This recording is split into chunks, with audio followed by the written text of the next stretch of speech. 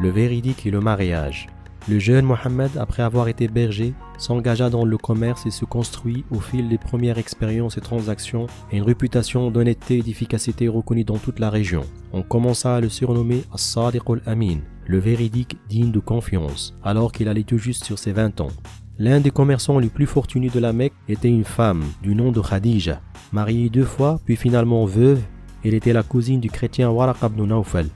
Depuis quelques années déjà, elle entendait parler de ce jeune homme honnête, droit et efficace. Elle se décida enfin à le mettre à l'épreuve en lui demandant d'acheminer des marchandises lui appartenant et d'aller les vendre en série. Elle mettait à sa disposition un jeune serviteur de sa maison nommé Maysara et lui promettait de doubler son salaire en cas de succès.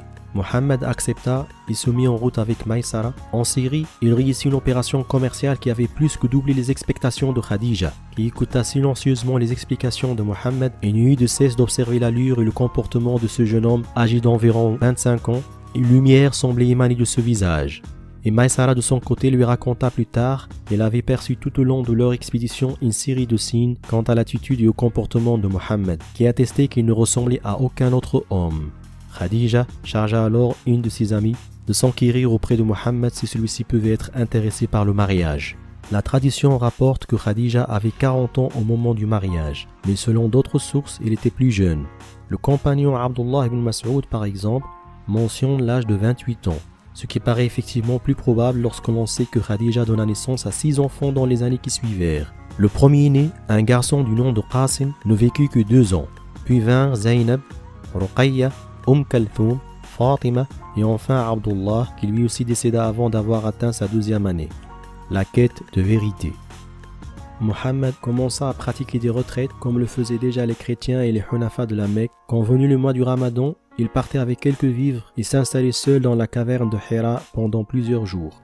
Loin des hommes, face à la nature, Mohammed était en quête de paix et de sens. Il n'avait jamais participé au culte des idoles, il n'avait pas partagé les croyances et les rites des tribus de la région et était resté à l'écart des superstitions et des préjugés. La révélation. L'ange Gabriel. Seul dans la caverne de Hira, Mohammed poursuivit sa quête de vérité et de sens. C'est alors que l'ange Gabriel lui apparut soudain et lui ordonna « Lis ». Mohammed répondit « Je ne suis pas de ceux qui lisent ». L'ange Gabriel le serra très fort jusqu'à la limite de ce qu'il pouvait supporter et ordonna une seconde fois « Lis ». Et Mohammed de répéter « Je ne suis pas de ceux qui lisent ». L'ange le serra une 3e fois puis récita « Lis au nom de ton Seigneur qui a créé, il a créé l'homme d'une adhérence. Lis, ton Seigneur est le plus généreux, il a instruit l'homme au moyen du qalam, la plume, lui a enseigné ce qu'il ne savait pas. » Ces mots étaient les premiers versets du Coran révélés au prophète par l'intermédiaire de l'ange Gabriel. Mohammed décida de s'en retourner auprès de son épouse et il y parvint en plein désarroi et lança « Couvrez-moi, couvrez-moi ». Son épouse Khadija l'enveloppa d'un manteau et s'enquit de son état. Mohammed lui expliqua ce qui venait de se passer et lui fit part de sa peur. Khadija le réconforta et lui murmura « Tu n'as rien à craindre, repose-toi et calme-toi.